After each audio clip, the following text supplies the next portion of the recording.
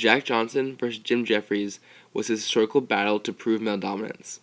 To the men of the early 1900s, the winner of the fight would represent the most dominant race in American culture at that time. Thus, it was essential to the fragmented and insecure white men that white boxers remained dominant in society. This same concept of racial dominance is witnessed in the lynching campaigns of the late 19th and early 20th centuries. These lynching techniques were an attempt to prove masculine superiority by ironically portraying the black man as a brute and the white man as a civilized hero. Ida B. Wells became a prominent figure against lynching, using techniques that questioned how truly civilized lynchers were, thus mitigating the issue by questioning the masculinity of white men.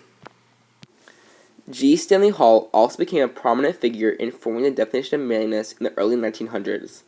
Hall proposed a theory as to why American men were not as civilized or advanced as he believed they could be. This theory became known as neurasthenia, which claimed that white men were more genetically civilized than black men. Yet, this civilization exhausted white men, and so Hall originally proposed self-restraint.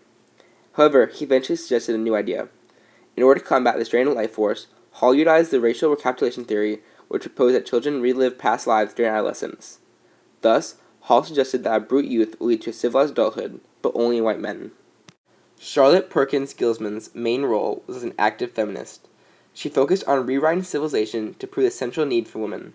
She argued that women were essential to civilization because many civilized white women were closer to savage colored women than white men were to colored men, and thus could help civilize and advance the colored races.